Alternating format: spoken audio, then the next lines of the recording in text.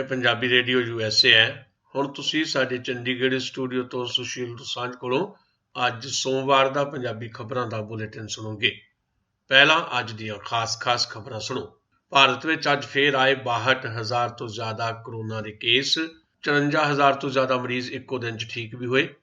ਜਲੰਧਰ ਜ਼ਿਲ੍ਹੇ 'ਚ ਕਰੋਨਾ ਨਾਲ 4 ਹੋਰ ਜਾਨਾਂ ਗਈਆਂ। ਭਾਰਤ ਦੇ ਸਾਬਕਾ ਰਾਸ਼ਟਰਪਤੀ ਪ੍ਰਣਬ ਮੁਖਰਜੀ ਨੂੰ ਵੀ ਕਰੋਨਾ ਚੁੰਬੜਿਆ। ਰਾਜਸਥਾਨ ਕਾਂਗਰਸ ਪਾਰਟੀ ਦੇ ਵਿੱਚ ਸੁਲ੍ਹਾ ਦੀ ਕੋਸ਼ਿਸ਼। ਰਾਹੁਲ ਗਾਂਧੀ ਤੇ ਪ੍ਰਿਯੰਕਾ ਗਾਂਧੀ ਨੂੰ ਮਿਲੇ ਸਚਿਨ ਪਾਇਲਟ। ਲੁਧਿਆਣਾ 'ਚ ਸਤਿਗੁਰ ਪ੍ਰਤਾਪ ਸਿੰਘ ਹਸਪਤਾਲ ਦਾ ਨਰਸਿੰਗ ਸਟਾਫ ਹੜਤਾਲ ਤੇ ਗਿਆ। ਸੁਖਦੇਵ ਸਿੰਘ ਢੀਂਡਸਾ ਨੇ ਕਿਹਾ ਕਿ ਜੇਕਰ ਨਵਜੋਤ ਸਿੰਘ ਸਿੱਧੂ ਸਾਡੇ ਨਾਲ ਰਲਣਾ ਚਾਹੁੰਦੇ ਨੇ ਤਾਂ ਸਾਡੀ ਪਾਰਟੀ ਦੇ ਦਰਵਾਜ਼ੇ ਉਹਨਾਂ ਲਈ ਖੁੱਲ੍ਹੇ ਨੇ। ਅਤੇ ਮੁੰਬਈ ਵਿੱਚ ਅਫਗਾਨਿਸਤਾਨ ਤੋਂ ਲਿਆਂਦੀ ਜਾ ਰਹੀ 1,000 ਕਰੋੜ ਰੁਪਏ ਦੀ ਡਰੱਗ ਫੜੀ ਗਈ। ਹੁਣ ਖਬਰਾਂ ਦੀ ਤਫਸੀਲ ਸੁਣੋ। ਭਾਰਤ ਵਿੱਚ ਪਿਛਲੇ 24 ਘੰਟਿਆਂ ਦੌਰਾਨ 62,064 ਨਵੇਂ ਕੇਸਾਂ ਦੇ ਨਾਲ ਕਰੋਨਾ ਪੋਜ਼ਿਟਿਵ ਕੇਸਾਂ ਦੀ ਕੁੱਲ ਗਿਣਤੀ 22 ਲੱਖ ਦੇ ਅੰਕੜੇ ਨੂੰ ਪਾਰ ਕਰ ਗਈ ਹੈ। ਇਸ ਦੌਰਾਨ 1,007 ਹੋਰ ਮਰੀਜ਼ਾਂ ਦੇ ਦਮ ਤੋੜਨ ਨਾਲ ਕਰੋਨਾ ਦੀ ਇਸ ਮਹਾਮਾਰੀ ਦੇ ਅੱਗੇ ਜ਼ਿੰਦਗੀ ਦੀ ਜੰਗ ਹਾਰਨ ਵਾਲਿਆਂ ਦੀ ਗਿਣਤੀ 44,346 ਹੋ ਗਈ ਹੈ। ਇਸ ਦੌਰਾਨ ਚੰਗੀ ਖਬਰ ਇਹ ਵੀ ਆਈ ਕਿ ਪਿਛਲੇ 24 ਘੰਟਿਆਂ 'ਚ ਰਿਕਾਰਡ 54,859 ਮਰੀਜ਼ ਕਰੋਨਾ ਦੀ ਲਾਗ ਤੋਂ ਉਭਰਨ ਵਿੱਚ ਕਾਮਯਾਬ ਰਹੇ ਨੇ। ਸਿਹਤਯਾਬ ਹੋਣ ਵਾਲੇ ਮਰੀਜ਼ਾਂ ਦੀ ਕੁੱਲ ਗਿਣਤੀ 15,35,750 ਤੱਕ ਅੱਪੜ ਗਈ ਹੈ। ਕਰੋਨਾ ਤੋਂ ਠੀਕ ਹੋਣ ਵਾਲੇ ਮਰੀਜ਼ਾਂ ਦੀ ਦਰ 69.33% ਤੱਕ ਚਲੀ ਗਈ ਹੈ, ਜਦਕਿ ਮੌਤ ਦਰ ਸੁੰਗੜੀ ਹੈ ਤੇ ਪਹਿਲਾਂ ਦੇ ਮੁਕਾਬਲੇ ਅੰਕੜੇ ਦੇ ਵਿੱਚ ਕਮੀ ਆਈ ਹੈ ਤੇ ਅੰਕੜਾ 2% ਦੇ ਨੇੜੇ ਪਹੁੰਚ ਗਿਆ ਹੈ। ਇਲਾਜ ਅਧੀਨ ਕੇਸਾਂ ਦੀ ਗਿਣਤੀ 6,34,945 ਹੈ। ਭਾਰਤ ਵਿੱਚ ਕਰੋਨਾ ਵਾਇਰਸ ਦੇ ਕੁੱਲ ਕੇਸਾਂ ਦੀ ਗਿਣਤੀ 22,15,074 ਤੱਕ ਚਲੀ ਗਈ ਹੈ। ਉਂਝ ਅੱਜ ਲਗਾਤਾਰ ਚੌਥਾ ਦਿਨ ਹੈ ਜਦੋਂ COVID-19 ਕੇਸਾਂ ਦੀ ਗਿਣਤੀ 60,000 ਤੋਂ ਪਾਰ ਰਹੀ ਹੈ। ਜਲੰਧਰ ਜ਼ਿਲ੍ਹੇ ਵਿੱਚ ਕਰੋਨਾ ਦਾ ਕਹਿਰ ਰੁਕਣ ਦਾ ਨਾਂ ਨਹੀਂ ਲੈ ਰਿਹਾ। ਦੁਪਹਿਰ ਤੱਕ ਆਈਆਂ ਖਬਰਾਂ ਦੇ ਮੁਤਾਬਕ ਜਲੰਧਰ ਜ਼ਿਲ੍ਹੇ 'ਚ 4 ਹੋਰ ਮੌਤਾਂ ਹੋ ਗਈਆਂ ਨੇ ਤੇ 80 ਨਵੇਂ ਪੋਜ਼ਿਟਿਵ ਕੇਸ ਆਏ ਨੇ। ਜਲੰਧਰ ਜ਼ਿਲ੍ਹੇ 'ਚ ਮੌਤਾਂ ਦੀ ਗਿਣਤੀ ਵੀ 81 ਹੋ ਗਈ ਹੈ ਤੇ ਪੋਜ਼ਿਟਿਵ ਕੇਸਾਂ ਦਾ ਅੰਕੜਾ 3,140 ਤੱਕ ਪਹੁੰਚ ਗਿਆ ਹੈ। ਭਾਰਤ ਦੇ ਸਾਬਕਾ ਰਾਸ਼ਟਰਪਤੀ ਪ੍ਰਣਬ ਮੁਖਰਜੀ ਵੀ ਅੱਜ ਕਰੋਨਾ ਪੋਜ਼ਿਟਿਵ ਨਿਕਲ ਆਏ ਨੇ। ਸ਼੍ਰੀ ਪ੍ਰਣਬ ਮੁਖਰਜੀ ਨੇ ਇੱਕ ਟਵੀਟ 'ਚ ਕਿਹਾ ਕਿ ਉਹ ਹਸਪਤਾਲ ਵਿੱਚ ਕਿਸੇ ਹੋਰ ਮਰਜ਼ ਦੇ ਇਲਾਜ ਵਾਸਤੇ ਗਏ ਸਨ, ਪਰ ਟੈਸਟ ਦੇ ਦੌਰਾਨ COVID-19 ਲਈ ਪੋਜ਼ਿਟਿਵ ਪਾਏ ਗਏ। ਉਹਨਾਂ ਕਿਹਾ ਕਿ ਮੈਂ ਪਿਛਲੇ ਹਫ਼ਤੇ ਆਪਣੇ ਸੰਪਰਕ ਵਿੱਚ ਆਉਣ ਵਾਲੇ ਵਿਅਕਤੀਆਂ ਨੂੰ ਇਹ ਅਪੀਲ ਕਰਦਾ ਕਿ ਉਹ ਖੁਦ ਨੂੰ ਆਈਸੋਲੇਟ ਕਰ ਲੈਣ ਤੇ COVID-19 ਦਾ ਟੈਸਟ ਜ਼ਰੂਰ ਕਰਵਾਉਣ। ਦੁਨੀਆ ਭਰ ਵਿੱਚ ਕਰੋਨਾ ਵਾਇਰਸ ਦੇ ਹੁਣ ਤੱਕ 2,21,321 ਕੇਸ ਸਾਹਮਣੇ ਆ ਚੁੱਕੇ ਨੇ। ਇਹਨਾਂ ਵਿੱਚੋਂ 1,98,96,895 ਮਰੀਜ਼ ਠੀਕ ਵੀ ਹੋ ਚੁੱਕੇ ਨੇ, ਜਦਕਿ 7,33,918 ਜਣਿਆਂ ਦੀ ਜਾਨ ਜਾ ਚੁੱਕੀ ਹੈ। ਰਾਜਸਥਾਨ ਵਿੱਚ 14 ਅਗਸਤ ਤੋਂ ਵਿਧਾਨ ਸਭਾ ਦਾ ਸੈਸ਼ਨ ਸ਼ੁਰੂ ਹੋ ਰਿਹਾ ਹੈ। ਇਸ ਤੋਂ ਪਹਿਲਾਂ ਸਿਆਸੀ ਹਲਚਲ ਤੇਜ਼ ਹੋ ਗਈ ਹੈ। ਸੋਮਵਾਰ ਨੂੰ ਬਾਗੀ ਕਾਂਗਰਸੀ ਵਿਧਾਇਕ ਸਚਿਨ ਪਾਇਲਟ ਨੇ ਦਿੱਲੀ ਵਿੱਚ ਰਾਹੁਲ ਗਾਂਧੀ ਤੇ ਪ੍ਰਿਯੰਕਾ ਗਾਂਧੀ ਨਾਲ ਮੁਲਾਕਾਤ ਕੀਤੀ। ਇਹਨਾਂ ਆਗੂਆਂ ਦੇ ਵਿਚਾਲੇ ਕੋਈ 1.5 ਘੰਟੇ ਤੱਕ ਗੱਲਬਾਤ ਹੋਈ ਹੈ। ਪਾਇਲਟ ਦੀ ਕਾਂਗਰਸ ਪਾਰਟੀ ਵਿੱਚ ਵਾਪਸੀ ਦਾ ਫਾਰਮੂਲਾ ਲੱਭਿਆ ਜਾ ਰਿਹਾ ਹੈ, ਪਰ ਪਾਰਟੀ ਨੇ ਇਹ ਵੀ ਸਾਫ਼ ਕਰ ਦਿੱਤਾ ਹੈ ਕਿ ਮੁੱਖ ਮੰਤਰੀ ਦੇ ਅਹੁਦੇ ਬਾਰੇ ਕੋਈ ਵੀ ਗੱਲ ਨਹੀਂ ਹੋਏਗੀ। ਪਾਇਲਟ ਜੇਕਰ ਵਾਪਸ ਆਉਣਾ ਚਾਹੁੰਦੇ ਆ ਤਾਂ ਉਹਨਾਂ ਨੂੰ ਆਉਣਾ ਪਏਗਾ ਤੇ ਆ ਕੇ ਕੁਝ ਅਹੁਦਾ ਹਾਸਲ ਕਰਨ ਵਾਸਤੇ ਕੁਝ ਸਮੇਂ ਦੀ ਉਡੀਕ ਵੀ ਕਰਨੀ ਪਏਗੀ। ਲੁਧਿਆਣਾ ਦੇ ਸਤਿਗੁਰ ਪ੍ਰਤਾਪ ਸਿੰਘ ਹਸਪਤਾਲ ਵਿੱਚ ਨਰਸਿੰਗ ਸਟਾਫ ਦੇ ਹੜਤਾਲ ਤੇ ਚਲੇ ਜਾਣ ਕਰਕੇ ਪਿਛਲੇ 2 ਦਿਨਾਂ ਤੋਂ ਮਰੀਜ਼ਾਂ ਨੂੰ ਭਾਰੀ ਪਰੇਸ਼ਾਨੀਆਂ ਦਾ ਸਾਹਮਣਾ ਕਰਨਾ ਪੈ ਰਿਹਾ ਹੈ। ਨਰਸਿੰਗ ਸਟਾਫ ਦਾ ਇਲਜ਼ਾਮ ਹੈ ਕਿ ਕਰੋਨਾ ਮਹਾਮਾਰੀ ਵਿੱਚ ਹਸਪਤਾਲ 'ਚ 3 ਸ਼ਿਫਟਾਂ 'ਚ ਕੰਮ ਚੱਲ ਰਿਹਾ ਹੈ। ਕੋਵਿਡ ICU ਵਿੱਚ 20 ਘੰਟੇ ਡਿਊਟੀ ਕਰਵਾਈ ਜਾ ਰਹੀ ਹੈ। ਇਹਦੇ ਨਾਲ ਹੀ PPE ਕਿੱਟਾਂ ਪਾ ਕੇ ਕੰਮ ਕਰਨਾ ਮੁਸ਼ਕਲ ਹੋ ਰਿਹਾ ਹੈ। 400 ਦੇ ਕਰੀਬ ਸਟਾਫ ਨੂੰ ਕਿਸੇ ਵੀ ਤਰ੍ਹਾਂ ਦੀ ਕੋਈ ਸਹੂਲਤ ਨਹੀਂ ਮਿਲ ਰਹੀ। ਇੱਥੋਂ ਤੱਕ ਕਿ ਤਨਖਾਹਾਂ ਵੀ ਨਹੀਂ ਦਿੱਤੀਆਂ ਜਾ ਰਹੀਆਂ ਤੇ ਛੁੱਟੀ ਵੀ ਨਹੀਂ ਦਿੱਤੀ ਜਾ ਰਹੀ। ਉਹ ਆਪਣੀ ਜਾਨ ਜੋਖਮ ਵਿੱਚ ਪਾ ਕੇ ਦਿਨ ਰਾਤ ਕੰਮ ਕਰਦੇ ਨੇ। ਸੋ ਜੇਕਰ ਉਹਨਾਂ ਨੂੰ ਤਨਖਾਹ ਨਹੀਂ ਮਿਲੇਗੀ ਤੇ ਉਹਨਾਂ ਦਾ ਪਰਿਵਾਰ ਦਾ ਪਾਲਣ ਕਿਵੇਂ ਹੋਏਗਾ। ਉਹਨਾਂ ਚੇਤਾਵਨੀ ਦਿੱਤੀ ਕਿ ਜਦ ਤੱਕ ਉਹਨਾਂ ਦੀਆਂ ਮੰਗਾਂ ਪੂਰੀਆਂ ਨਹੀਂ ਹੁੰਦੀਆਂ ਉਹ ਕੰਮ ਤੇ ਵਾਪਸ ਨਹੀਂ ਜਾਣਗੇ। ਖਬਰਾਂ ਤੁਸੀਂ ਪੰਜਾਬੀ ਰੇਡੀਓ USA ਤੋਂ ਸੁਣ ਰਹੇ ਹੋ ਤੇ ਇਹਨਾਂ ਖਬਰਾਂ ਨੂੰ ਸਾਡੇ ਚੰਡੀਗੜ੍ਹ ਸਟੂਡੀਓ ਤੋਂ ਸਿੱਧਾ ਪ੍ਰਸਾਰਿਤ ਕੀਤਾ ਜਾ ਰਿਹਾ ਹੈ। ਖਬਰਾਂ ਨੂੰ ਸਪਾਂਸਰ ਕਰ ਰਹੇ ਨੇ ਖਾਲਸਾ ਇੰਸ਼ੋਰੈਂਸ ਏਜੰਸੀ ਵਾਲੇ। ਜੇਕਰ ਤੁਸੀਂ ਜਾਂ ਤੁਹਾਡੇ ਪਰਿਵਾਰ ਦੇ ਕਿਸੇ ਮੈਂਬਰ ਨੇ ਹਾਲੇ ਤੱਕ ਵੀ ਲਾਈਫ ਇੰਸ਼ੋਰੈਂਸ ਨਹੀਂ ਕਰਵਾਈ ਤਾਂ ਅੱਜ ਹੀ ਖਾਲਸਾ ਇੰਸ਼ੋਰੈਂਸ ਏਜੰਸੀ ਨੂੰ ਕਾਲ ਕਰੋ, ਜੋ ਕਿ ਅਮਰੀਕਾ ਦੀਆਂ ਟੌਪ ਰੇਟਡ ਕੰਪਨੀਆਂ ਨਾਲ ਤੁਹਾਡੀ ਬਹੁਤ ਹੀ ਵਾਜਬ ਰੇਟ ਤੇ ਲਾਈਫ ਇੰਸ਼ੋਰੈਂਸ ਕਰਵਾ ਕੇ ਦੇਣਗੇ। ਖਾਲਸਾ ਇੰਸ਼ੋਰੈਂਸ ਏਜੰਸੀ ਦਾ ਟੈਲੀਫੋਨ ਨੰਬਰ ਨੋਟ ਕਰ ਲਓ 408-272-2500। ਯਾਦ ਰੱਖੋ ਖਾਲਸਾ ਇੰਸ਼ੋਰੈਂਸ ਏਜੰਸੀ ਦਾ ਟੈਲੀਫੋਨ ਨੰਬਰ 4082722500। ਚਲੋ ਫਿਰ ਚੱਲਦੇ ਹਾਂ ਕੁਝ ਹੋਰ ਖਬਰਾਂ ਵੱਲ। ਸ਼੍ਰੋਮਣੀ ਅਕਾਲੀ ਦਲ ਡੈਮੋਕ੍ਰੈਟਿਕ ਦੇ ਪ੍ਰਧਾਨ ਸੁਖਦੇਵ ਸਿੰਘ ਢੀਂਡਸਾ ਨੇ ਅੱਜ ਕਿਹਾ ਕਿ ਵਿਧਾਇਕ ਨਵਜੋਤ ਸਿੰਘ ਸਿੱਧੂ ਕਿਹੜੀ ਪਾਰਟੀ ਵਿੱਚ ਜਾਣਾ ਚਾਹੁੰਦੇ ਨੇ ਇਹ ਉਹਨਾਂ ਦੀ ਮਰਜ਼ੀ ਹੈ, ਪਰ ਸਾਡੀ ਪਾਰਟੀ ਦੇ ਦਰਵਾਜ਼ੇ ਸਦਾ ਉਹਨਾਂ ਵਾਸਤੇ ਖੁੱਲੇ ਨੇ।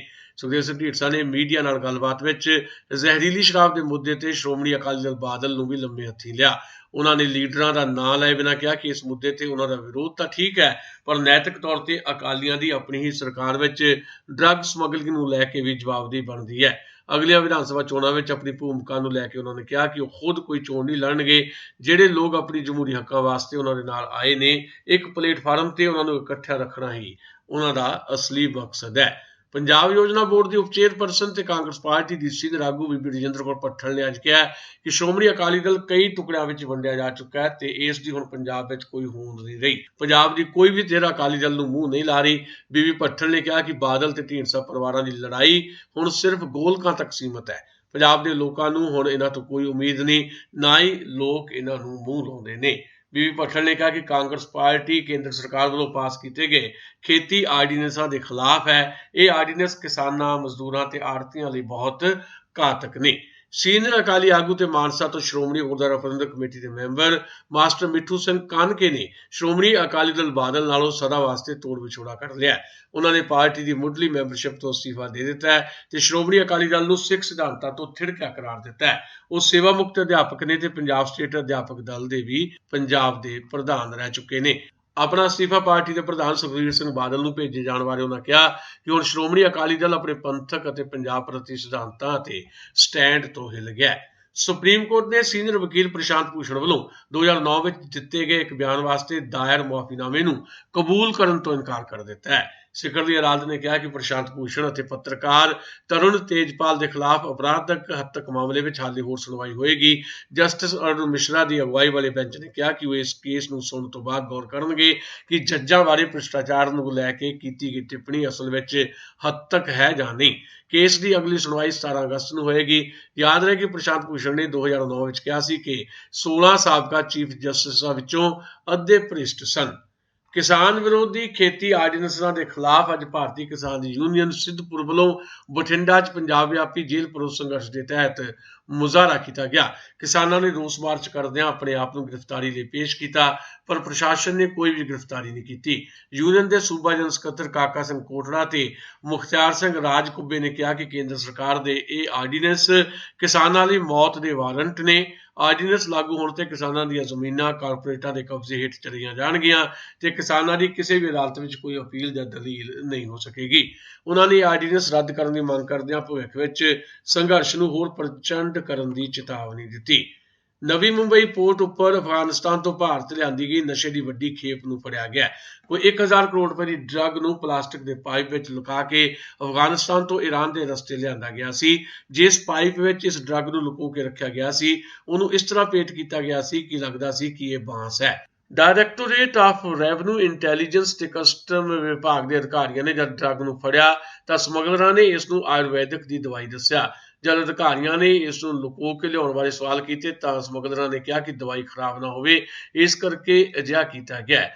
ਹਾਲਾਂਕਿ ਜਦੋਂ ਅਧਿਕਾਰੀਆਂ ਨੇ ਜਾਂਚ ਕੀਤੀ ਤੇ ਸਖਤੀ ਨਾਲ ਪੁੱਛਗਿੱਛ ਕੀਤੀ ਤਾਂ ਸਮਗਲਰਾਂ ਨੇ ਡਰੱਗ ਦਾ ਖੁਲਾਸਾ ਕਰ ਦਿੱਤਾ। ਇਸ ਤੋਂ ਬਾਅਦ ਕਾਰਵਾਈ ਕਰਦਿਆਂ ਡਰੱਗ ਦੇ ਇੰਪੋਰਟ ਦੇ ਕਾਗਜ਼ਾਤ ਤਿਆਰ ਕਰਨ ਵਾਲੇ 2 ਕਸਟਮ ਏਜੰਟਾਂ ਨੂੰ ਮੁੰਬਈ ਤੋਂ ਤੇ ਇੱਕ ਇੰਪੋਰਟਰ ਤੇ ਫਾਈਨਾਂਸਰ ਨੂੰ ਦਿੱਲੀ ਤੋਂ ਗ੍ਰਿਫਤਾਰ ਕੀਤਾ ਗਿਆ।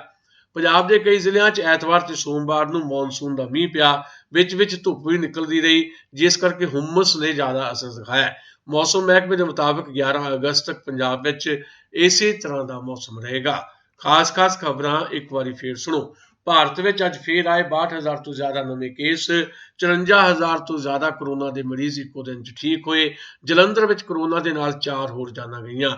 ਭਾਰਤ ਦੇ ਸਾਬਕਾ ਰਾਸ਼ਟਰਪਤੀ ਪ੍ਰਣਬ ਮੁਖਰਜੀ ਨੂੰ ਵੀ ਕਰੋਨਾ ਚੁੰਬੜਿਆ।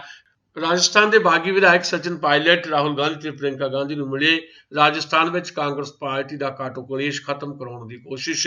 ਲੁਧਿਆਣਾ ਵਿੱਚ ਸਤਿਗੁਰੂ ਪ੍ਰਤਾਪ ਸਿੰਘ ਹਸਪਤਾਲ ਦਾ ਨਰਸਿੰਗ ਸਟਾਫ ਅਣਮਿੱਥੇ ਸਮੇਂ ਦੀ ਹੜਤਾਲ ਤੇ ਗਿਆ। ਸੁਖਦੇਵ ਸਿੰਘ ਢੀਂਡਸਾ ਨੇ ਕਿਹਾ ਕਿ ਨਵਜੋਤ ਸਿੰਘ ਸਿੱਧੂ ਜੇ ਚਾਹੁਣ ਤਾਂ ਸਾਡੀ ਪਾਰਟੀ ਦੇ ਦਰਵਾਜ਼ੇ ਉਹਨਾਂ ਵਾਸਤੇ ਖੁੱਲੇ ਨੇ ਅਤੇ ਮੁੰਬਈ ਵਿੱਚ ਅਫਗਾਨਿਸਤਾਨ ਤੋਂ ਲਿਆਂਦੀ ਜਾ ਰਹੀ 1000 ਕਰੋੜ ਰੁਪਏ ਦੀ ਡਰੱਗ ਫੜੀ ਗਈ। ਇਹ ਸਨ ਸਾਡੀਆਂ ਅੱਜ ਦੀਆਂ ਖਬਰਾਂ। ਤਾਜ਼ਾ ਖਬਰਾਂ ਲਈ ਕੱਲ ਇਸੇ ਵਕਤ ਆਪਣੀ ਫਿਰ ਮੁਲਾਕਾਤ ਹੋਏਗੀ। ਹੁਣ ਦਿਓ ਸੁਸ਼ੀਲ ਦੋਸਾਂਝ ਨੂੰ ਆਗਿਆ। ਪੰਜਾਬੀ ਰੇਡੀਓ USA ਦੇ ਸਰੋਤਿਆਂ ਲਈ ਬਹੁਤ ਸ਼ੁਭ ਸ਼ਾਮਾਂ। ਹੈ।